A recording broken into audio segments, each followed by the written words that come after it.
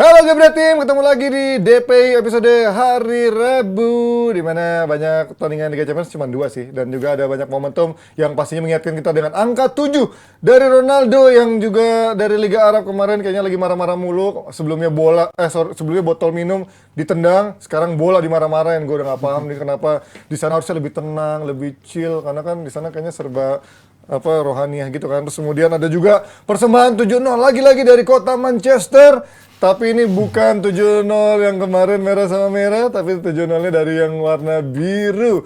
Menghadapi Leipzig, ada Manchester City yang menang telak 7-0 dengan si Vikingnya ini, striker Vikingnya Erling Haaland nyetak 5 gol, ditambah 2 gol tambahan dari Gundogan dan juga De Bruyne. Langsung aja kita bahas, tapi bersama Coach Bes, benar. Ada Coach Bes, ada Mas Sabto Haryo, ada juga Rizal Urgensi Pandit yang akan membahas malam ini. Tapi sebelum kita ngebahas dari tadi yang mencetak 7-0 itu, kita lihat dulu di Italia. Akhirnya ada yang kembali ke fase tertinggi Liga Champions. Oh, ada Inter Milan dan juga AC Milan. Walaupun sama-sama gak penting, tapi tetap berbangga menang 0-0 kemarin ya, dengan lolos dengan agregat 1-0.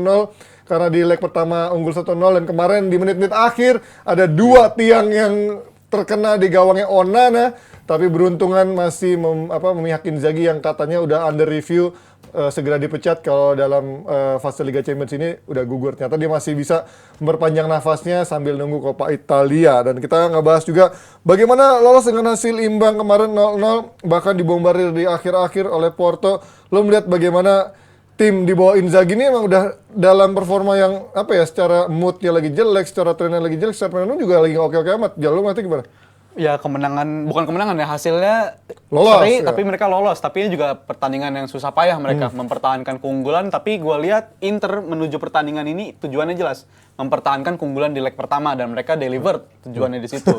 Dan untungnya delivered. Ya kalau itu masuk di akhir-akhir mah nggak deliver juga ya kan ya. Kelar juga, tapi di akhir-akhir itu peluang bahaya banget, dan itu jadi jadi benar keberuntungan masih berpihak kepada Inter. Penting, bahkan seharusnya gue bilang Porto bukan cuma peluang di menit-menit akhir doang, banyak peluang lain di mana mereka seharusnya bisa mencetak gol juga. Terbukti shootnya banyak banget dan sebagainya, mereka total dominan. Tapi juga Inter mainnya Spartan juga, semua pemain bekerja keras, semua pemain semuanya walaupun performanya ada yang nggak terlalu bagus-bagus banget ya, tapi mereka tetap bisa mempertahankan keunggulan. Dan itu yang gue bilang, di babak knockout seperti ini mempertahankan keunggulan jauh lebih penting daripada lu mencuri gol, karena itu menunjukkan pertahanan terbaik adalah nggak kebobolan. Dan ini hasilnya bagi Inter bisa melaju ke babak 8 besar menemani saudara sekota mereka AC Milan di babak 8 besar. Tapi keberuntungan kayak gini mau sampai kapan sih? Karena ini bukan kalau misalkan kemarin mereka main bagus, terus sekarang ugly win atau lolos karena beruntung, orang akan masih mengerti kan. Tapi ini kan udah dalam under pressure dari fans-fans Inter. Inzaghi juga pun kayaknya udah nggak lagi, bukan pelatih yang cocok untuk membawa Inter ke next level. Lo ngeliat mau sampai mau gimana juga Inter lolos pun apa gunanya selain duit gitu? Karena mereka cuma tinggal gengsi doang, secara permainan kayak udah no hope nggak sih menurut lo, Bes? Ya sama seperti di Liga udah no hope. Ya iya sih. Jelas. Tapi beda lah, kalau di sini ada hope dong. Tapi kemarin ini ada hope kayak Tottenham Hotspur, kita nggak bisa. Inter memainkan sepak bola yang berbeda dibanding tim-tim yang lain. Ya, karena apa? Sepak bola bertahan. Istilahnya mereka udah tradisi nih dari zaman Bahala, Herrera, Jose Mourinho pernah juara Champions sama Inter dengan sepak bola yang bertahan, dan sekarang tadi malam dia balik lagi dengan sepak bola bertahan.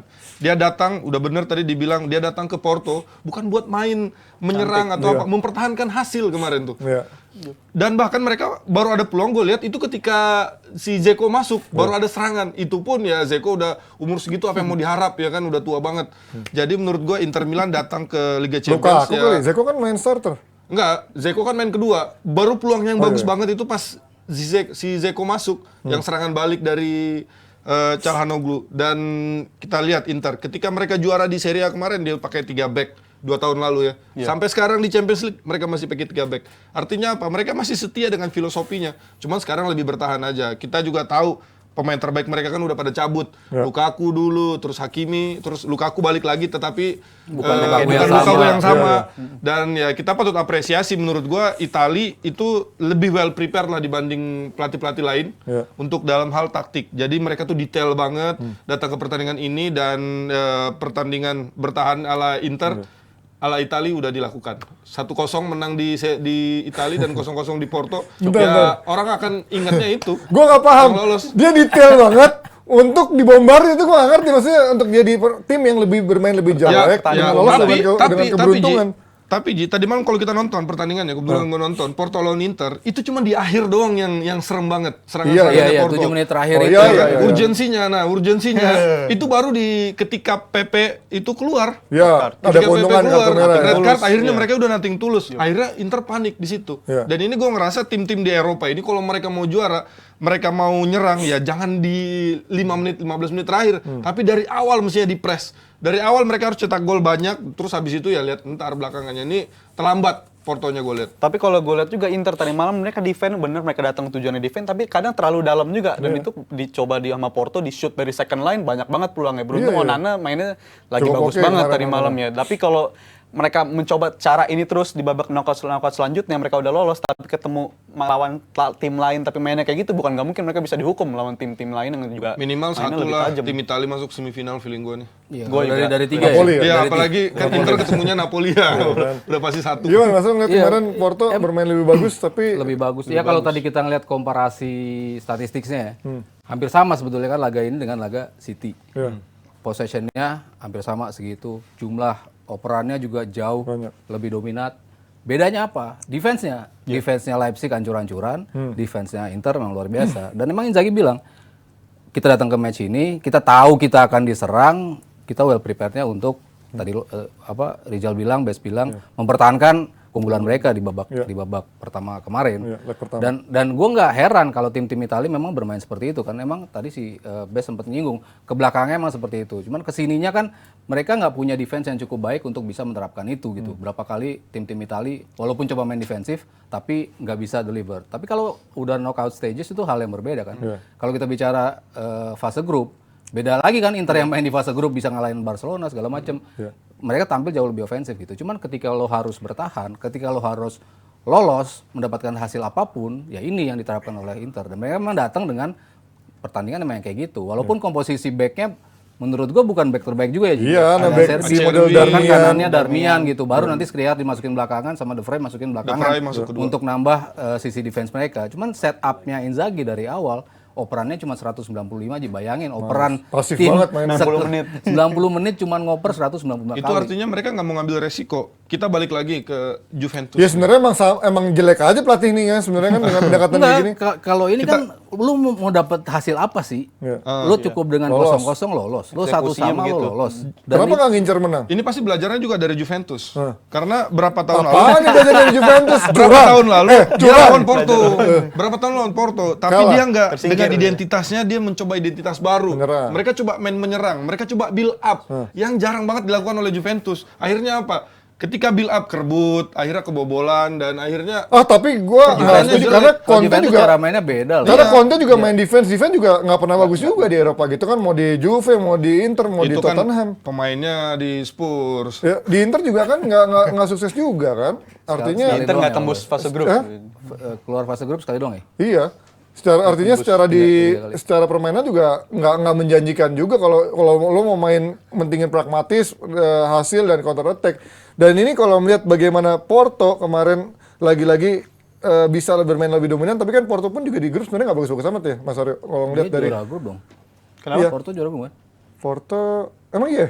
Yang sama dia sama Juve ya? Inter juara grup. Oh iya. Enggak, Juve itu bukan Benfica, ya? Pak. Internya kan runner-up kan? Internya kan runner-up. dari Oh iya iya. Dari iya. Munchen, iya. Portonya juara grup. Dan kemarin si Milan juga Spursnya juara grup juga. Ya, sama Milan juga kan bermain sepak bola yang kurang lebih sama. Di Serie A dia ngepres tinggi, high, rebut bola, counter attack cepat. Tapi ketika di Eropa, agak sedikit berbeda karena dia ngelihat kualitas ya. lawannya berbeda dan kita lihat Spurs juga nggak bisa bongkar tuh pertahanan. Ketika mereka main home, mereka ada kepercayaan diri, bertahan tapi menyerangnya ada. Dan sekarang kita lihat dua-duanya hasilnya lebih bagus. Yang agak beda di Italia ini, gue ngeliat berapa tahun terakhir ya Napoli ini aja mau pelatihnya Sarri, mau pelatihnya Spalletti, memang strategi bunuh diri untuk menyerang atau sebelumnya total Atalanta sebenarnya di musim-musim atau kemarin, Atalanta gitu. Cuman itu kalau mau lihat dua itulah yang beda. kalau mau ngeliat progresnya nanti siapa yang lebih progres, gue lebih melihat Milan atau Inter dibanding Napoli. Oh ya? Iya, dalam artian maksudnya kalau dihadapkan pada defense yang seperti itu ya, pada laga ketika lo hanya bisa mencetak 1 gol. Kalau Napoli kan untungnya bisa di kandangnya tuh mereka bisa menang besar gitu. Nanti di kandangnya misalnya mereka kebobolan pun mereka tetap lolos gitu. Cuman kalau deadlock seperti itu, tim-tim yang defense-nya seperti Milan atau Inter menurut gua yang akan lebih berpeluang untuk progres. Kalau gue ditanya siapa dari 3 tim ini yang punya peluang lolos lebih besar, gue justru ngeliat Inter. Wah ini kita langsung Menarik nih. nggak, gue nggak ada bangga-bangganya gue karena gue udah Karena sistem dual leg itu kan tricky Beda. Ji. iya sih. Jangan lupa juga sekarang udah nggak ada pakai away goal. Iya, ini, apalagi nggak ada away keuntungan. goal. Udah. Tapi kan ini kalau ngomongin jangka panjang Inter ya oke lah dia sampai quarter final gitu, sampai semifinal. Terus apa yang mau dibanggain kalau semifinal itu juga akhirnya kandas? Terus juga Serie A lepas juga, Coppa Italia juga belum tentu juara juga karena masih harus ketemu. Paling nggak lo bangga lah, lo terakhir Ketemu terakhir Juve kan lo dulu. 2005 Ketemu 2006 juga dong. 2 kali. Iya sih, tapi Terakhir kan 2006 lo lolos ke perempat final itu kan jauh banget ya. tapi secara permainan nggak Bareng-barengan oke ya, mas Milan secara dan juga konsistensinya ya. Tapi kalau tadi lo ngomong menarik bagaimana lo malah justru lebih ngelihat kansnya lebih besar Inter dibandingkan Napoli yang sekarang begitu lagi diagung-agungkan dengan permainannya. Bahkan sekarang si siapa pelatihnya Napoli bilang kalau si backnya Spalletti. back terbaik dunia, Kim Kim Min-jae kan. Min-jae. Lo ngeliat ya itu apa kekurangan Napoli yang menurut lo lack of apa ya mentalitas di Eropanya? Ya gue justru nanggapin dulu ya, gue kurang sepakat kalau mereka bisa, mungkin Inter atau Milan punya pengalaman lebih dalam Champions, kita akuin itu. Tapi Enggak kalau untuk punya dong. Milannya elit. 10 tahun udah nggak ada. least Itu elit. zaman dulu lo kardus kalau ngomong kayak gitu. Pemainnya beda, pelatihnya beda. Dibanding Napoli. Dibanding Napoli lebih Iya. lama lagi. Oh iya. Tapi kan di Liga Champions sudah sama-sama nggak main semua. Sama-sama lama, jadi anak-anak baru semua kan di musim ini. Loh, Tapi Napoli kalau- kan sampai 2000 berapa ya? 14 bukannya masih sempat ada ya? Belasan. masih, tapi 16 gugur, 16 Oh, iya, iya, grup iya. terbata-bata. Oke. Tapi kalau lihat Napoli musim ini, gue lihat ada perbedaan signifikan banget Napoli musim ini. Kita lihat aja di Liga. Golinnya paling banyak, kebobolan juga paling dikit. Itu juga mereka lakuin di Champions League gitu. Di babak fase grup mereka tim tersubur dan juga pencetak gol kebobolan terdikit juga, termasuk yang terdikit. Jadi menurut gue Napoli ini benar-benar salah satu kekuatan yang salah satu paling kuat, paling bisa diunggulkan juga. Bahkan gue bilang tim unggulan dia untuk Napoli di musim Iya, ini. kalau di bursa taruhan Dan- sih unggulan. Dan di fase grup juga bukan lawan yang enteng-enteng, Liverpool, lawannya Liverpool. Iya, Ajax dan menangnya meyakinkan lawan Liverpool ya. Dan kalau gue lihat, gue pernah bilang Champions League kan ditentukan oleh 3 faktor juga. Apa itu? Luck, mentalitas, dan kualitas. Dan Napoli udah punya kualitas. Napoli juga mungkin punya luck juga, mereka bisa sejauh ini kemenangannya begitu semua. Tapi Enggak lah kalau mentalitasnya luck yang sih. dituji. Kalau luck sih enggak sih. Lucknya sih belum sih. Tapi belum ketemu luck. lucknya kita lihat juga di drawing. Karena gue khawatirnya sesama tim Italia bakal ketemu nih feeling gue. Tapi ya, mantap. tapi- Kalau di Berarti perempat udah bisa ya berarti ya? bisa, udah Udah bisa, ya? udah Oke. bisa saling ketemu dan bisa saling ngugurin. Tapi kalau mereka bisa ketemu tim Italia, seharusnya tim yang bisa mereka ataskan. Inter di bisa atas menang lawan Napoli kemarin di Serie A loh. Iya, 1-0. Ya kan, bagus kan? Makanya menariknya juga salah satu tim Satu Italia kayaknya saling faktor yang bikin beda ngugurin. Napoli dibanding Milan dan Inter sama Milan, mereka masih harus save dulu di Serie A. Sedangkan Napoli itu Apanya udah harus di save? Iya, Empat besar. Milan masih bisa disalip loh, 4 besar. Sama Juve. Masih bisa banget. Bukan nama Sama Juve. siapa, Lazio? Juve itu kalau dapat plus 15 udah ketinggalan semua itu yang lain tuh, yang tim yang Belum kalau aneh-aneh, diminusin ya lagi. kan? Kita Masa ke diminusin pengadilan lagi. sekarang. Itu yang bikin Napoli itu lebih unggul dibanding Milan sama Inter karena Inter sama Milan tuh masih harus fokus di Semakin cepat mereka Di Serie A. bisa nyegel Serie A, semakin mereka Karena peluangnya lebih besar di ya Liga dengan Champions. 18 poin itu kan udah agak sedikit dia Enteng, ya. agak sedikit lebih Lega jauh. lah. Akhirnya pemain-pemain terbaiknya bisa bermain fokus di Liga Champions dan ini akan dibuktikan malam ini dulu. Nah, ini Lawan ya. Eintracht Frankfurt. Udah 8 besar. Ini kalau ngelihat Inter, City, Chelsea, Benfica berarti tinggal Liverpool, Madrid dan juga si Frankfurt lawan itu ya, Napoli ya. Nah, berarti Napoli Ngelihat 3 tim Italia ada ya sebelah tapi tidak? lo lihat ada tapi aneh sih Aneh ada banget Milan sama sih. Inter sama Napoli kalau sampai lolos gila sih. Tapi kan ini masih ada Bayern, masih ada City. Lo coba let's say kalau ngebayangin Napoli ketemu Bayern atau ketemu City gitu. Seberapa besar kansnya Mas? Lo Enggak, kalau gue bilang sih perempat final udah mentok? ya mentok. Oh berarti ini lolos kalau ketemu tim besar ya. Let's say kalau Maksudnya mereka kan ketemu Benfica masih oke. cukup sering ya ngelihat tim-tim yang eksplosif Yes, betul. di fase grup di 16 besar, tapi akhirnya ujung-ujungnya mentok. Iya. Atalanta juga sempat bagus juga, Sevilla juga sempat bagus juga. Tapi ya begitu what it counts di laga-laga yang krusial, nah itu yang susah. Bahkan mereka kalahnya dengan lekit kadang-kadang 0-0, 0-1 yang seperti itu. Dan gue belum sih kayaknya gue ngeliat Napoli bisa ke arah sana. Tapi kalau gue lihat Napoli musim ini dari aspek mencetak golnya ya, tim tersubur di Liga Champions termasuk salah satu tim tersubur di Liga juga tersubur. Ini mengingatkan gue sama Walaupun lo tim. komparasi Liverpoolnya nggak bisa lo hitung dulu lah di situ kan. Iya, tapi yang dia Liverpool dapet dulu 17-18 juga mereka udah lama nggak main di Champions, tapi mereka datang ke Champions di musim pertama Jurgen Klopp itu masuk ke Champions pertama kalinya, mereka bisa jadi tim tersubur dan itu mereka nyampe final loh. Nyampe final tapi kalahnya ya nggak beruntung gara-gara efek blunder kiper. Bukan nggak mungkin Napoli bisa Balik ngelakuin lagi itu kan kalau juga. Liverpool kan lo lihat historinya di Liga Champions seperti Lebih apa. kaya juga, Mentalitasnya iya. ya, Iya, lebih kaya. sementara gue belum lihat Napoli ada di posisi itu gitu. Ya. Apa lu namain apa? Nggak cuma ngomong doang. Ya udah lah, nggak usah. Kasihan Juve gue nih.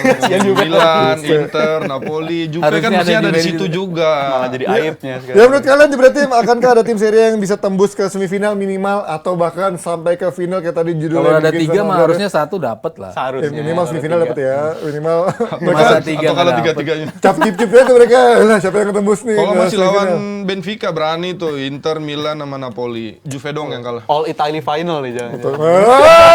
Amin, kalau aminin aja tuh pada jadi lucu kalau ngeliat gitu ya. Tapi kalau kita sekarang lihat ada City yang dengan menang mudahnya kemarin lawan Leipzig 7-0, ini melihat apakah City udah keluar dari apa ibaratnya bad momentum Bad atau period, circumstance yang lagi bikin dia udah mentok. Sebenarnya kan ada yang bilang mentok-mentoknya, Carragher terus bilang Haaland salah masuk tim karena ini bikin jadi tim-timnya jadi malas, jadi kreativitasnya menurun.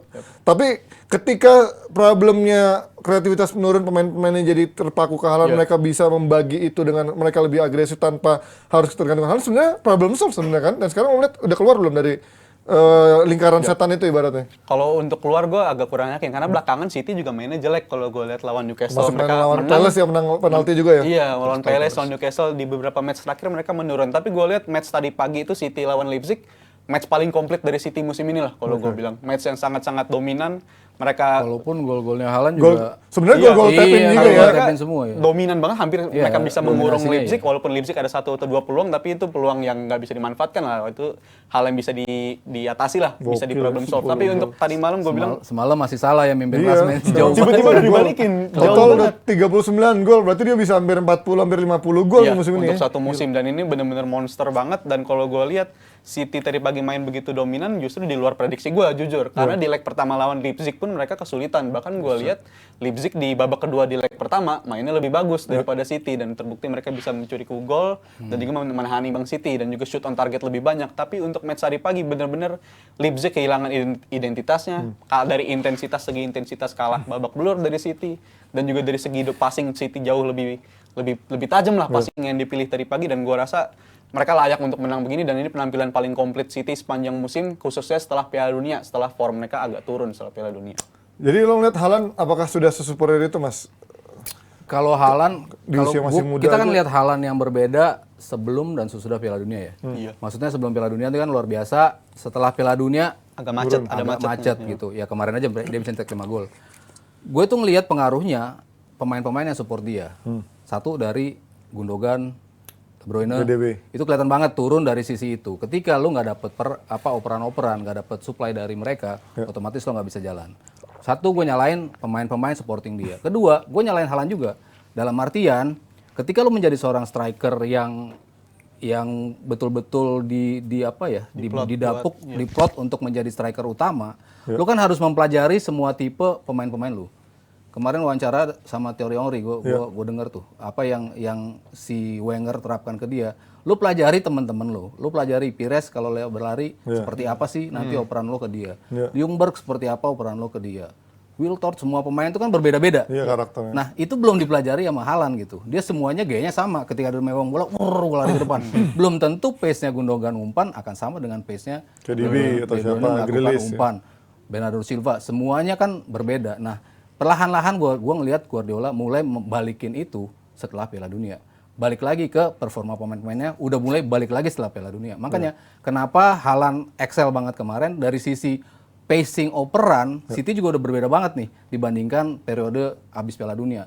Pace-nya pelan banget sampai orang bilang boring City. Karena operan-operannya terlalu cepat, terlalu lambat, operan pindah posisinya terlalu lambat, sehingga Haaland juga nggak bisa create, terlalu seperti terisolasi di lini depan. Terima bola nggak bisa, diumpan juga keburu ketutup karena lambatnya aliran bola dari pemain-pemain City. Sekarang mereka lebih cepat, pengaruhnya juga ke Haaland. Haaland tuh jauh lebih positioningnya dapat ketika operan-operan itu cepat. Walaupun ya gol-golnya kebanyakan tap in seperti itu, cuman kalau dia nggak berada di posisi itu dengan cepat, ketika operan-operan itu juga nggak datang dengan cepat, tembakan-tembakannya juga nggak dilakukan dengan cepat, dia nggak akan dapat itu. Jadi, dan gol dia kemarin nggak ada yang dari assist sama sekali ya, benar-benar gol yang murni penalti sama nyamber, predator bola dapat, gue samber.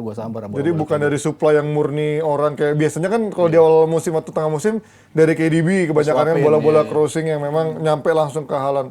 Tapi melihat bagaimana KDB tadi malam, ini bahkan dapat pujian, inilah KDB yang sebenarnya performanya yang diharapkan dari awal musim karena dia benar-benar hilang timbul, bahkan lebih banyak hilangnya yang membuat akhirnya Haaland pun nggak dapat support. Biasa lo ngeliat bagaimana KDB musim ini menjadi salah satu problem City nggak begitu konsisten. KDB yang terbaik itu ketika mereka juara IPL yang gua ngerasa itu versi terbaik dari Ada banyak juara IPL. Ada yang terakhir kali dia bagus Dia banget. bilang yang terakhir gitu kemarin yang gitu. terakhir. Setahun sebelumnya juara juga. Si Pep itu pernah bilang bahwa lapangan itu dibagi 3. Iya. Di sepertiga pertama itu 0% resiko. Di sepertiga di tengah itu 50% risiko. Lu bisa ngambil, bisa enggak. Di terakhir itu adalah 100% risiko. Ini yang menurut gua 150% dong. 100. 150% dong. 100 tambah 50. Ini yang coba diperbaiki oleh Manchester City. Kelebihan dong proporsi. Enggak, kan per 100. Yang pertama 0%. Ya kan? Yang kedua 50. Oh Yang gitu. terakhir 100. Iya. Ya Berarti nggak dibagi 3 dong? Ya dibagi 3 itu. Kan sepertiga. Oh, di lapangan ada 3. Iya, udah. Intinya Pep itu bilang bahwa di sepertiga akhir dia butuh pemain yang kreatif. Dia butuh pemain yang berani mengambil resiko itu tadi. Makanya didatangkanlah seorang Grealish yang harganya mahal banget. 100 karena dianggap bisa memecah kebuntuan yang dicari-cari oleh Pep. Terus nggak berhasil juga, maksudnya nggak ketemu apa yang dicari Pep. Datangkan lagi seorang striker yang bisa jadi end product atau end passing. Kan mereka kan passing dari bawah nggak ada masalah, Pep. Build up tengah ke depan. Ke depannya ini, ya kan? KDB ini udah sering ngambil resiko buat ngasih passing final pass. Dan sekarang ada Haaland sebagai orang targetnya. Cara mencetak gol kan nggak harus di passing, bisa juga dia nge-crossing, dia bisa juga dia nge-shoot terus di bola muntah. Dan tadi malam orang banyak bilang bahwa Erling Haaland cetak gol tap in doang. Tetapi kalau dia nggak punya determinasi, kalau dia nggak punya kemauan besar untuk masuk ke dalam kotak, itu yang menurut gua mungkin striker lain tuh nggak punya, yang dipunyai oleh Haaland. Makanya Messi segala macam, Pep pernah bilang, mungkin Mas Aryo pernah dengar wawancaranya kenapa Messi itu pemain terbaik, karena dia selalu ada di dalam kotak itu. Karena di dalam kotak itu adalah peluang terbesar kita untuk cetak gol, dan Erling Haaland ada di situ, presence-nya ada di situ. Tadi malam RB Leipzig bukan tim sembarangan, tim papan atas Liga Jerman, dan juga ada salah satu talenta yang mungkin bakal dijual mahal banget, Gvardiol. Tadi malam ngapain? Nggak ngapain juga, ngilang juga. Satu tackle pun gue lihat di statistik nggak ada yang dia keluarkan buat nekel Haaland, nggak ada. Ketinggalan, berarti Haaland ketika temannya itu bukan crossing ya, karena tadi malam dia nggak dapat crossing yang bagus. Ketika temannya itu shooting atau tiba-tiba ada bola muntah, dia udah bergerak sebelum sebenarnya bola itu di passing. Ini artinya apa? Dia bisa ngelihat. Yang gue bilang itu, dia mulai bisa membaca permainan teman-temannya gitu. Ketika dia masuk akan di-shoot apa enggak. Dia udah tahu gitu kan. Makanya positioning dia selalu tepat. Dan gue sebagai pelatih, kalau gue ngelatih anak muda, ngelatih tim muda, gue bakal bilang ke pemain-pemain gue, lu mau jadi striker, lu ngeliat sekarang Erling Haaland, dia punya semua. Jangan terlalu berat dong kasih. Iya maksudnya itu masih sangat, menurut gue masih sangat bisa dilakukan. Tapi kalau pas jadi asisten pelatih lo nggak ngasih tau kayak gitu? Nggak tahu juga. Gue pikir pas jadi pelatih besar doang. Makanya masih nanya doang. nggak jadi. Intinya kalau yang kecil mungkin nurut ya. Intinya Haaland itu komplit banget. Istilahnya heading juga bagus. Eloko di Rans gimana? Bagus. Kaki kanan hidup, kiri hidup, heading hidup. Bahkan disuruh sprint pun banyak. Gol-golnya dia itu bukan gol yang kayak tadi malam kan emang tap in, tapi banyak gol-golnya itu umpan terobosan ke daerah yang dia lari. Iya. Ya kan, speednya kan udah tahu kenceng banget dan Jadi ini danger zone ya. menurut gue udah komplit banget dan di umur yang 22 tahun. Kalau di Indonesia mungkin 23. ini masih tesnya jangka panjang nih sama timnas. Tapi dia udah main di klub dan dia bisa membuktikan dan untungnya juga dia main di Norwegia. Jadi mungkin ketika teman-temannya main di Piala Dunia, di Euro, dia nggak main kan dia bisa istirahat. Jadi fit terus untuk klub. Ya kita tunggulah nanti bagaimana Wejangan Best ini bisa berfungsi ketika dia jadi asisten pelatih di musim depan. Yang kita tunggu nanti tim apa ya yang akan mengambil Best. Kita sudah tahu tapi kita tutup dulu. Lo kalau melihat bagaimana KDB Sesuai warna kaosnya kan. Aduh. Bukan jadi salah. Sebar itu dulu aja biar orang bingung. Tapi kalau orang banyak menyalahkan KDB yang nggak bisa ngasih supply ke Haaland yang harusnya menjadi pelayan dan juga itunya tuannya gitu kan. Tapi kan masih ada Bernardo Silva, masih ada Foden, masih ada Grealish. Kok mereka pada kemana di saat KDB disalahkan menjadi orang yang nggak bisa nyuplai itu, Jal? Bahkan bukan cuma gelandang-gelandang yang udah disebut aja. Kalau buat sistemnya Guardiola, sistemnya City untuk mencetak gol, kadang fullbacknya juga megang peran penting, yaitu Cancelo. Dan gue juga agak kaget Cancelo dilepas sama Guardiola ya. Tapi itu menurut gue ada plan, jelas ada plan dari Guardiola. Dia merasa pede dengan kekuatan yang dia punya. Mungkin dia juga ngerasa KDB bakal balik lagi gitu, balik lagi ke perform dia selayaknya musim-musim sebelumnya. Jadi dia lebih milih sabar. Dan hal semacam ini ya bukan nggak mungkin KDB panasnya menjelang akhir musim. Bisa jadi itu sangat mungkin terbuka. Justru karena decisive moments-nya malah dia malah panas justru karena ya gue pikir KDB ini masalahnya sama aja kayak pemain-pemain Liverpool. Kan City juga musim lalu bukan cuma tersingkir dari semua babak kompetisi di babak-babak awal. Mereka juga main banyak banget sampai semifinal, mirip-mirip sama jadwalnya Liverpool lah. Jadi gue bilang termasuk pemain yang kena efek burnout juga, kecapean, dan sekarang udah mulai keluar lagi. Ya gue harap bisa sampai akhir musim, bukan gak mungkin kalau mereka mainnya kayak gini sampai akhir musim. Kalau KDB kan emang on and off the pitch dia kan kena masalah di Piala Dunia kan. Iya. Kritik ke pelatih itu kan emang kena kelihatan banget dari dia, dari permainannya itu emang nggak bisa keluar gitu. Nah sekarang perlahan-lahan kan gue udah bilang ini udah balik lagi nih performa merekanya udah balik lagi.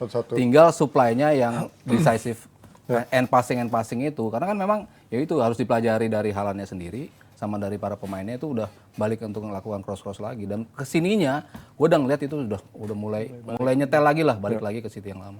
Kalau ngomongin sudah mulai nyetel lagi, kita lihat juga tim Inggris yang katanya sudah mulai nyetel, tapi kemarin ternyata nggak menang. Tapi kita lihat apakah ini mungkin disiapkan mental mereka untuk menjalani laga seperti Mission Impossible menghadapi sang juara bertahan Real Madrid dengan agregat 3 selisih gol, 3 gol. Kalau kata Klopp mungkin walaupun hanya 1%, mereka berharap keajaiban. Ya, mungkin ya, 3 gol kan sebenarnya bisa. Sudah banyak terjadi gitu kan 3 gol. Tapi untuk lolos menurut lo seberapa besar? Faktor apa yang menurut lo membuat Liverpool bisa melakukan hal itu? Dan gue sempat pede juga setelah lawan United. Kelihatannya pemain Liverpool. Taunya. Kenapa lo bilang cuma sempet? Masih dong pede. Sempet. Pas kemarin ditampar, Pak. Ditambah kenyataan tuh, reality check lagi ternyata lawan Bournemouth. Tapi cerita Liverpool musim ini kan gitu, turn up lawan tim-tim besar, tapi ketika lawan tim-tim kecil nggak bisa perform yang cara yang sama. Kecuali Madrid ya, ketemu tim besar dibantai langsung ya. Emang mentalitasnya beda. Tapi kalau gue lihat match ini kenapa gue bilang Tapi ini Anfield ya. makin pesimis lagi, ditambah faktor Mainnya di Madrid. Hah? Oh iya, kemarin justru di Anfield ya dibantai kan. Itu Makanya. Iya, ngeri banget makanya di Anfield aja dibantai, itu efek psikologis kan kena. Tapi gue bilang kenapa gue makin ragu-ragu, karena tadi pagi juga udah dikonfirm Henderson nggak bisa main, sakit ya. Habis itu Bajcetic juga walaupun di bawah tapi diragukan. Itu mental itu. Takut juga. Mental pada ntar dibilang gua nggak sanggup lagi. Joe Gomez udah balik ke latihan lagi. Apa ngaruh? Mitoma angkat. Welbeck bisa ngocek dia. Semoga Konate lagi yang main. Konate apa lo harapin semoga apa untungnya? Pemain-pemain yang cedera udah pada balik, tapi beberapa cedera. Ya walaupun dia main ya. Iya.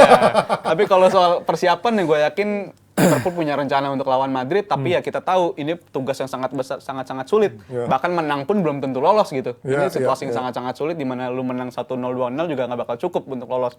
Jadi ya gue setuju sama Klopp, sama pendapat dia walaupun cuma 1% ya kita bakal coba datang ke Bernabeu karena bukan nggak mungkin kita bisa ngasih efek kejutan. Dan gue bilang ya mungkin kerja keras 100% bukan jaminan lu bakal lolos. Tapi salah satu-satunya cara untuk lolos ya lu harus ngasih 100% gitu. Walaupun kadang kerja keras aja nggak cukup ya. Iya itu, kerja keras aja nggak cukup, apalagi lawannya Madrid. Best kerja keras ujung-ujungnya nggak perpanjang juga kan. dan kita tahu sendiri Madrid nggak perlu main bagus untuk lolos. Siram juga. Jadi kalau soal Madrid gitu lah. Soal Madrid tuh. Ya kayak gue kerja keras ujung-ujungnya resign juga kan. Tapi kalau Mas lo ngeliat bagaimana lu juga kerja keras tapi ujung-ujungnya kena juga. Resign juga. Ya lo gimana? Lu melihat faktor apa yang bisa membuat Liverpool bisa lolos menghadapi Madrid? Karena dalam sepak bola semuanya Bisa lolos atau bisa menang nih? bisa lolos. Kalau menang kan ya kemungkinan itu besar. Kalau menang besar. Tapi kalau untuk Besar, lolos kan lemah banget berarti Madrid. bukan kalau menang Kandangnya 1-0 besar lah. lagi. Bukan kalau 1-0 doang Bisa. besar Iya, lah. iya. Kemungkinannya besar lah. Bahkan Ini Madrid terakhir Lo Liverpool menang di Lah Madrid. Madrid juga buktinya di Bernabeu musim lalu juga sering kalah. Terakhir kan? Liverpool menang di Madrid itu yang golin 1-0 Benayoun. Lo bayangin. Yosi Benayoun. Pemain seperti itu bisa golin di Main Israel. Kalau datang ke Indonesia berat tuh. Susah Oh, ini. iya, bisa ngegolin ke gawang Real Madrid. Artinya ya kans itu tetap ada walaupun terakhir tahun 2009. Iya. Lalu kita ngelihat tren Madrid di pertandingan terakhir mereka 2 kali imbang, sekali kalah, sekali menang. Itu suatu parameter juga bahwa ini tim superior yang lagi nggak baik-baik aja juga. Betul. Tetap bisa dikalahin tergantung skema permainan yang lo mainin. Iya. Madrid pernah juga dari 27 kali mereka main unggul, 26 kali mereka lolos. Pernah sekali mereka nggak lolos, udah unggul 2-1, kalah sama Ajax. Ajax 4-1 di kandangnya mereka sendiri. Ajax bisa menang dengan skor 4-1. Ya artinya probability itu tetap bisa ada. 4-1 Liverpool menang pun mereka bisa extend perpanjangan waktu. Dan gua ngelihat kalau intensity permainannya mereka bisa balik seperti di 5 pertandingan terakhir kecuali melawan Bournemouth. Gue masih melihat kans itu ada. Ya karena Madrid ketika lawan tim yang punya possession tinggi, punya pressing tinggi, mereka cukup kewalahan juga untuk ladeninnya. Harapan mereka jelas ada pada Vini. Asal lo bisa tackle Vini, asal lo bisa menghandle Vini, nggak bisa bergerak dengan bebas. Ya kalau di tengah ya udah pastilah Modric dengan Kroos, lo ngerebut bola dari mereka juga susah gitu. Cuman yang bisa nusuk itu kan biasanya Vini dari sisi kanan, dari sisi kiri, dari sisi kanan ya bisa ada Rodrigo, bisa ada si Valverde, bisa ada mungkin Asensio yang dimainin atau Lucas Vazquez, siapa aja bisa nusuk dari situ. Cuman kalau intensity di tengahnya Liverpool bisa balik ke performanya sebelumnya, gue tetap ngeliat peluang itu ada. Ya. Lu Wes, seberapa besar peluang? Tadi lu bilang kan kalau menang aja lu bilang susah sebenarnya Liverpool. Bukan lolos. Ya, setelah lawan Liverpool setuju sama Om Haryo. Setelah lawan Liverpool menang 5-2 ini, performanya benar-benar kacau. Baru menang kemarin, yang terakhir. 3-1. Itu pun jelek banget menangnya. Dan kebanyakan justru lawan tim-tim yang bertahan menurut gua, bukan lawan tim yang terbuka ya. Ya, justru Lawan Barcelona bertahan. Iya kan? Betis juga menurut gua agak bermain nurun juga Hilang kan. juga. Iya, dan kita lihat Real Madrid tim besar tadi udah dibahas juga yang performanya lagi nggak bagus-bagus amat dan mereka ada ketergantungan juga dengan pemain-pemain depan mereka untuk cetak gol. Rodrigo yang performanya kayaknya bakal nggak main malam ini. Terus ada Vinicius sudah dibahas, terus ada Benzema. Khusus untuk Vinicius, kemarin Fabinho udah bilang juga di press-con bahwa mereka harus kalau mau ngalahin Madrid atau nahan Madrid mereka harus ngasih space atau ruang yang sedikit buat Vinicius karena Vinicius kan biasa ngejar di ruang terus tim yang high defense-nya tinggi, terus itu kan gampang untuk dimanfaatkan oleh dia. Nah ini yang menjadi catatan untuk Liverpool. Bisa nggak mereka untuk menahan counternya dari Real Madrid? Karena Real Madrid, gua rasa malam ini mereka bakal main sedikit lebih bertahan dengan memainkan Valverde dan mungkin Rodrigo main di kedua, terus mereka akan lebih mengandalkan serangan balik. Kalau mereka bisa menahan counternya Madrid, gua rasa Liverpool bisa dapat something dari situ. Dan kalau mau comeback yang luar biasa, Liverpool harus inisiatif untuk 1 gol pertama di awal mereka harus ambil. Karena ini adalah Champions League dan malam Champions League selalu magical, selalu aneh-aneh, selalu ada comeback yang waktu itu mereka bisa comeback Barcelona, AS Roma pernah ngalahin Barcelona, Juve juga pernah ngalahin kok Barcelona semua. Iya, semua bisa di comeback ya. Chelsea golin 3 gol Tapi juga. justru raja comeback itu Madrid biasanya kan. Nah, ya kan Madrid. Liverpool pun juga sebenarnya. Iya, Kalau Liverpool comeback juga. Liverpool banget. Lawan Ya, Milan tapi ya. kalau bisa cetak gol di awal, nah ini apapun bisa terjadi. Walaupun di pertandingan pertama mereka cetak 2 bukan 1, Dua di tapi awal. akhirnya kena comeback. Nah ini beda. Soalnya ini udah istilahnya kata Klopp 1% pun dia bakal ngambil dan dia ke Madrid ya udah all out aja, udah nggak ada nothing tulus, sudah nggak ada mau ngincer 3-0, 4-0 enggak. Yang penting masuk ke sana main, tampilkan yang terbaik karena musim apapun hasilnya malam ini mau dia gugur, musim Liverpool belum berakhir. Kalau mereka mau main ke Eropa, mereka harus bikin momentum dari pertandingan ini karena poin demi poin tuh penting banget. Mereka sekarang peringkatnya nggak bagus loh di IPL. Yap, Nggak bagus paut di IPL jauh. kalau mau Enteng di tinggal ngejar Spurs sama Newcastle doang. Ya beda 6 poin doang kan. Iya, enteng lah. Beda 6 poin selisih 1 game kan. Satu game ini. Soalnya Virzi aja penggemar Newcastle udah pesimis sama Newcastle kan, gimana ngejar gimana mau ke Eropa. Tapi kalau tadi lo bilang inisiatif dari awal, nyetak gol cepat, bahkan even 1% itu harus dikejar. Itu kan membuka pertahanan mereka juga, artinya lebih bermain lebih tinggi dan mereka lebih terekspos untuk bermain lebih terbuka. Kan Madrid lebih bagus untuk ngekspos space-space yang biasanya ditinggalkan untuk bermain tinggi itu. Ya, gue sepakat banget. Lu harus butuh gol cepet untuk bisa menghidupkan harapan itu lagi lah. Dan juga faktor psikologis akan berpengaruh gitu. Bahkan pemain-pemain Liverpool yang main nanti malam kan juga pemain-pemain Liverpool yang berperan mengkambekan Barca, Barcelona ya. Apabila mereka bisa dapat gol cepet, mereka bisa teringat lagi sama momen itu, determinasi mereka bisa tinggi juga. Malam itu aja Messi bisa dijinakin kok, bukan nggak mungkin malam ini bisa. Kalau mereka main dengan determinasi yang sama, kemauan mereka yang sama, bukan nggak mungkin mereka bisa membalikkan keadaan lagi-lagi. Tapi gue bilang ya ini Madrid, yang walaupun Madrid main jelek pun tetap bisa menang gitu ya, ibarat Real Madrid itu. Tapi gue tetap sepakat sama Mas Dur kalau harapan itu masih ada, bukan nggak mungkin musim lalu. Tapi jangan sampai ngulangin error-error yang nggak penting ya. Leg pertama pun error banyak banget, dari Alisson error, habis itu dari marking, Di tengah. switch off moment, itu nggak boleh terjadi lagi. Madrid, lu kesalahan 1% pun bisa dihukum sama Madrid. Tapi kalau Liverpool bisa main kayak setidaknya kayak leg pertama, bisa golin, tapi bisa mengantisipasi lini pertahanan nggak 20 semudah menit kayak pertama lah ya. Iya, kayak gitu, dan intensitasnya kayak 20 menit pertama, meminimalisir error-error di belakang, bukan nggak mungkin mereka bisa mengingatkan momen itu dan bisa comeback yang luar biasa gitu. Gimana juara tim? Masih akan ada percaya keajaiban kembali terjadi buat Liverpool atau kayak gue udah yakin kalau Madrid akan lolos, bahkan kalau bisa ya selisihnya 7 gol sekalian ya. Kita pindah. Kalau sampai gagal Madrid lolos, gue traktir nih satu kantor Jebret Media makan pizza. Woi. pizza. Aja. Mereknya apa? Mereknya Apa untungnya buat gue? Kalau kata coach, apa untungnya buat gue? Kasih makan lo pada. Oke, kita pindah sekarang dari UCL ke UEL yang sekarang bisa dibilang kalau MU mungkin sudah main tinggal satu kaki aja.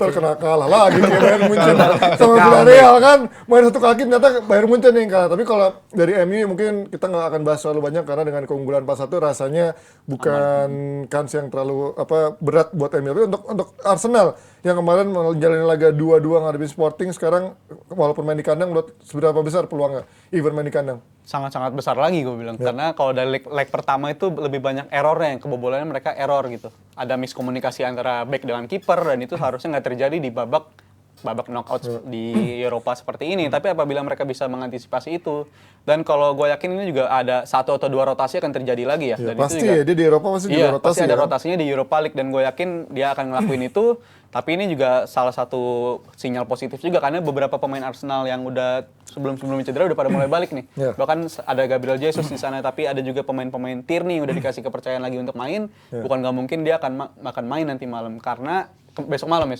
karena dia udah masuk ke fase-fase sulit di bulan-bulan ini, fase-fase sulit di mana dia liga punya advantage. Tapi rasanya kalau lu unggul 5 poin pun gak nyaman-nyaman banget kalau lawannya City, dan dia harus memanfaatkan juga di Europa League, nggak bisa dilepas begitu aja. Karena gue ngeliat Sporting ini lawan yang bisa dikalahkan, karena trennya juga lagi buruk juga. Sporting nggak diperkuat sama pemain-pemain kuncinya.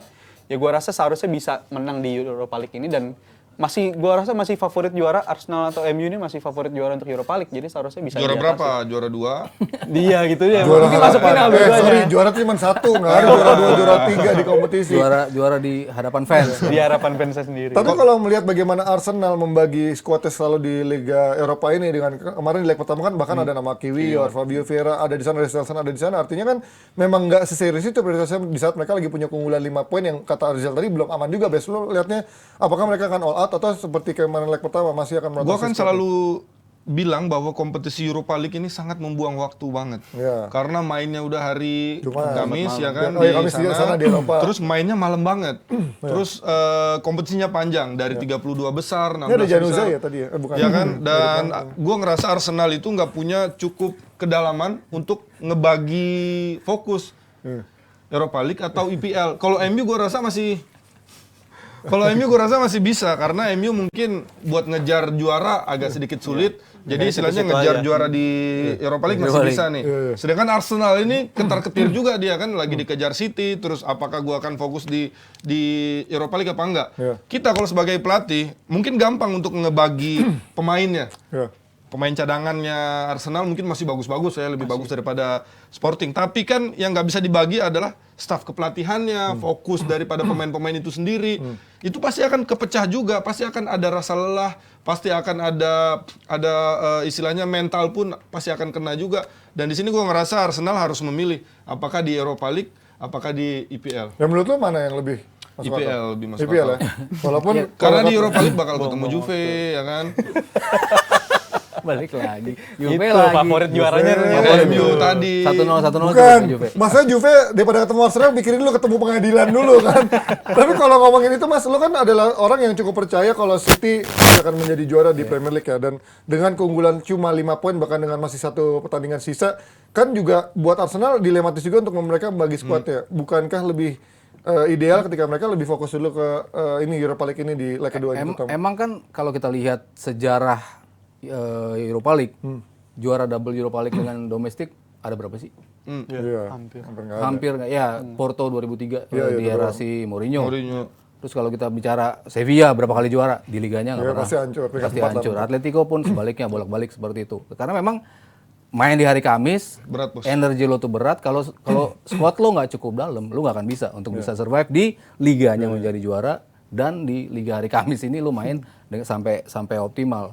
Makanya kenapa pelatih-pelatih Inggris pun yang lolos ke Europa League bahkan lo nggak punya squad yang gemuk, udah deh lupain Eropa, lo fokus aja di domestik. Bahkan tim-tim yang cemen-cemen di Inggris dulu takut degradasi juga ketika main di liga seperti ini. Jadi wajar ketika si Arteta berapa kali di fase grupnya pun berapa kali kan dia selalu mencoba dengan komposisi yang berbeda dengan yang ada di timnya. Sementara di liga starting 11-nya kan nyaris nggak ganti. Iya, Karena dia 11 main. karena dia memang baru nemuin juga starting 11 terbaik dia di musim ini. Nemu mainan baru nih. Nemu Iya kan, komposisi ini kayaknya udah terbaik. bagus nih kita. Iya, makanya kenapa orang bilang kenapa sih nggak dirotasi di liga? Ya enggak lah, orang gue baru nemuin komposisi terbaik gue, ngapain gue mesti ganti? Justru perubahan-perubahan formasi itu selalu diganti di Europa League. Di fase grup berapa kali terjadi? Berapa kali mereka kesulitan kebobolan, harus balik lagi, masukin tim intinya lagi. Seenggak percayanya itu si Arteta sama komposisi cadangan dia di Liga Eropa. Dan kemarin ketika dia mau mainin fase yang pertama ini dia udah ngomong, gua akan nyobain Kiwior, gua akan nyobain pemain-pemain yang lain untuk bisa mendapat jam terbang. Karena gue butuh mereka nanti kalau pemain-pemain inti gua di liga akan kena masalah. Makanya kenapa dimaininnya di Europa League kali ini. Kemungkinan besar emang ada perubahan-perubahan komposisi. Kalau nggak berjalan, baru pemain-pemain intinya akan dicoba. Ya paling nggak mereka dapat 30 minutes, 40 minutes game untuk bisa memenangi pertandingan. Iya kalau perlahan-lahan mereka terus bisa melaju, ya berarti bonus buat mereka. Yang gue penasaran adalah kenapa atau kemana hilangnya seorang Emil Smith Rowe, even udah balik dari cedera.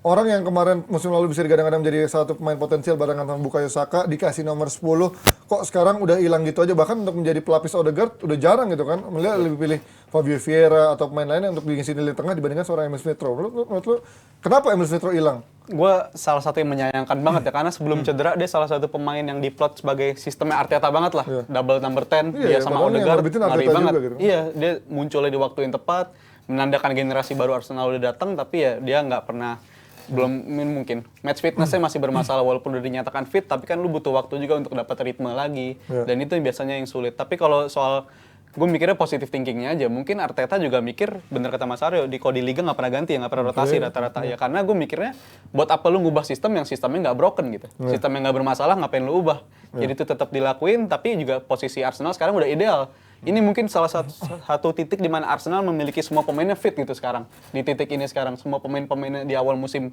naik turun cedera atau enggak, sekarang udah pada balik, dan sekarang di titik terpenting dalam musim ini udah pada fit semua. Dan gue rasa nggak ada salahnya nanti malam dicoba Emil Smith Rowe ketika lawan Sporting, karena dia juga punya kualitas yang cukup untuk lawan Sporting. Gue rasa Ya, cukup doang. Sporting. Walaupun kemarin di leg pertama juga cuma main 19 menit loh dia. Iya, inilah media Inggris yang suka lebih-lebihkan pemain local pride mereka. Ya kan? Kayak di mana? James Maddison. Enggak kayak di mana? Kan juga yang local pride gitu kan. James Maddison, Emil Smith Rowe, ya Dicuekin. Dicuekin nggak mau jawab dia.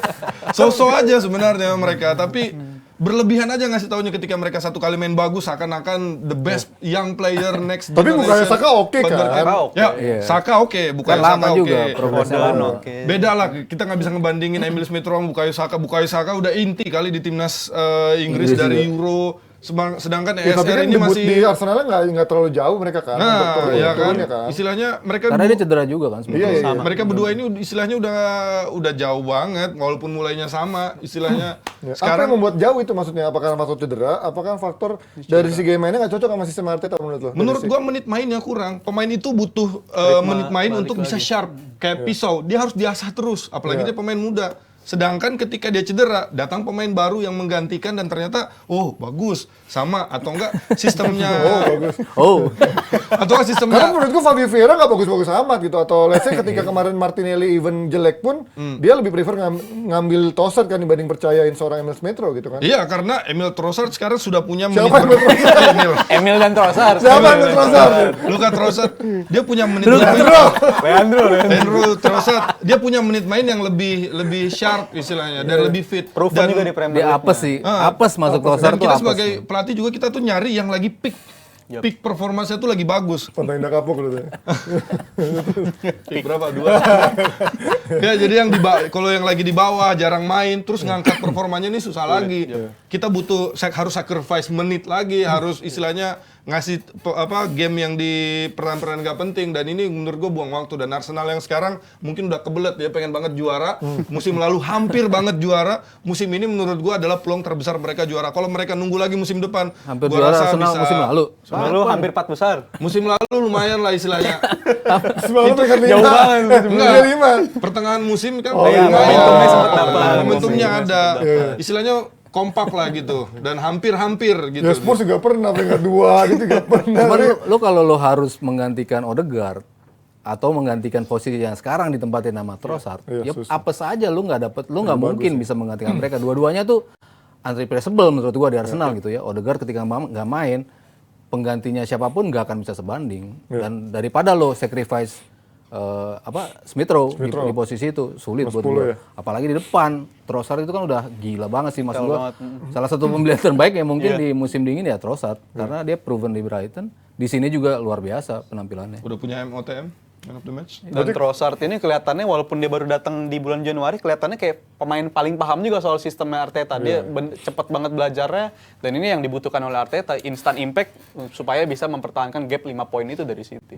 Berarti nggak akan ada kejutan ya lawan Sporting ya? Menang Tetap meyakinkan menang sih ya? menurut gue, tetap menang. Mungkin akan kesulitan di awal karena pasti pakai pemain rotasi, tapi setelah itu dia masukin pemain-pemain intinya ya istilahnya udah beda kelas. Tapi kalau terlambat masukin bisa jadi kebawa ke extra time penalti. Nah itu hoki-hoki Anda tuh. Tapi gua rasa Arsenal kalau- bisa lah. Seharusnya bisa di Kalau atas. Gabriel Jesus main, oke lah. Oke lah. Momentum lah buat dia. Buat siapa? Sporting maksudnya gimana? Buat Jesus, buat Jesus. buat nanti di Memperbaiki. liganya bisa balik lagi nggak dia sebagai Trisula yang itu kan ditunggu-tunggu publik kan. Iya, iya. Iya. Trisula depannya siapa nih? Trossard, Jesus. Dan bisa menjadi booster yang tepat juga ya menuju Di waktu yang tepat. menghujung musim, dapat tambahan tenaga yang dia butuhkan selama tengah musim itu dicari-cari penggantinya Nketiah, Trossard sampai Martinelli. Sekarang kembali seorang Gapsus nih, seorang mantan pemain Arsenal nih, kita lihat nih yang juga pasti membuat ada di Sporting ya bisa menjadi main juga nggak jaga-jaga amat kan. Sportingnya di Barca dibuang, di ini juga Sporting, dibuang. Betis, wajunya mirip Betis dia. Iya, di Betis juga dibuang ya. Nah, kalau ngomongin soal Betis sama MU, ini akan menjadi ada ini nggak? MU akan mengalami kesulitan nggak memenangkan pertandingan walaupun lolos ya lawan Betis nanti di second leg. Menurut gue nggak akan menemukan kesulitan ya. Mungkin bisa jadi Garnacho mereka kalah. cedera ya. Tapi kemudian kalau kalah 1-0 juga mereka tetap lolos. Dan ini juga waktu yang tepat karena setelah kalah lawan United, tampaknya Ten Hag nggak langsung bereaksi cepat untuk rotasi pemainnya. Dia tetap mainin formasi yang sama yang bisa mengantarkan mereka ke titik ini, titik menang banyak ini kan juga pemainnya ini juga. Tapi gue rasa setelah mereka menang di leg 1 dengan cara yang cukup meyakinkan, 4-1 sebagai sebuah respon dari kalah lawan Liverpool kan itu habis menang langsung 4-1.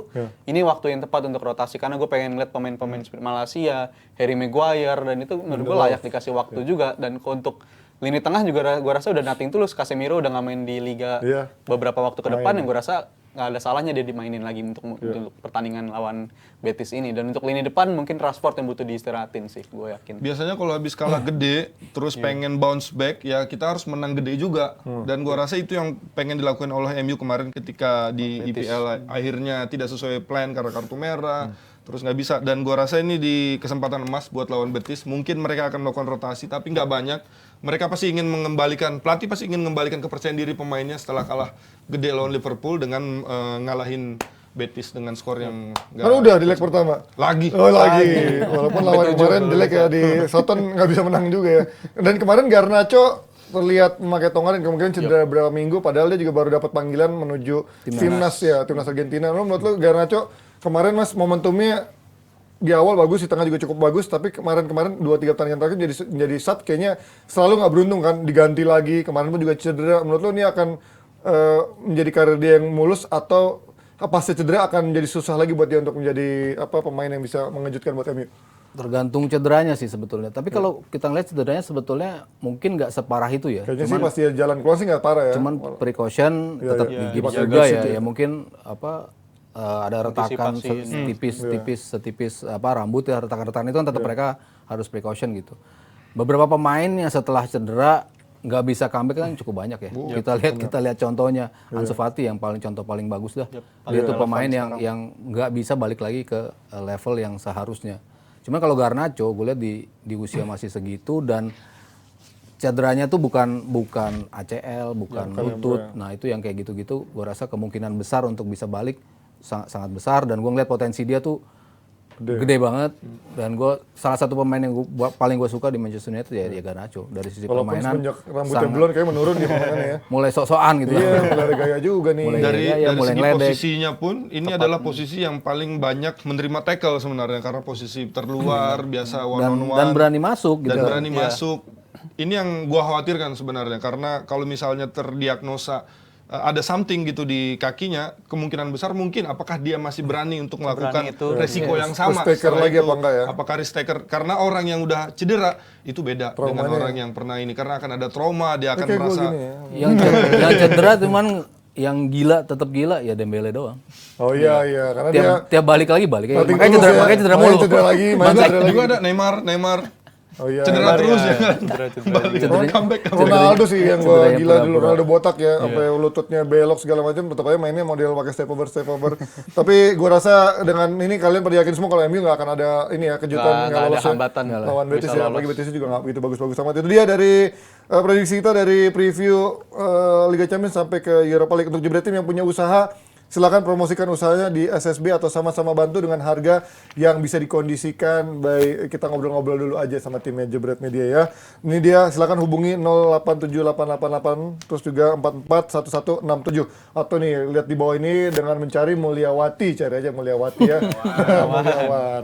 Ya kali kalau malam berubah kan nama Mulyawati. Itu dia, kalau kalian mau sama-sama bantu, kita bantu karena dengan viewers kita yang terbukti sampai ratusan ribu per episodenya membuat kalian juga lebih mudah untuk mempromosikannya ke belahan dunia di Indonesia ini. Dan juga terima kasih juga untuk Sari Mande yang tidak pernah membuat kita kelaparan dan juga Awi Nano Cluster Water yang tidak pernah membuat kita kehausan di saat siaran maupun sebelum siaran sampai habis siaran. Belahan dunia di Indonesia tuh gimana Ji? Belahan dunia sampai Indonesia salah ngomongnya. Gua ngikutin best hari ini banyak salah ngomongnya. Gue siaran di mana-mana. Makanan paling enak tuh di Jebret Sari Mande. Wih, ya karena yang lain cuma kotakan putih gitu doang nggak? Sari Mande paling enak pokoknya. Yang lainnya cuma ini produk-produk massal kan. Masa itu pun juga kadang-kadang diutangin sama vendornya kan. Oke. Pokoknya Sari Mande paling enak. Sampai ketemu di Terbukti. Tim. See you on DPI hari Jumat besok. Sampai ketemu. Bye-bye.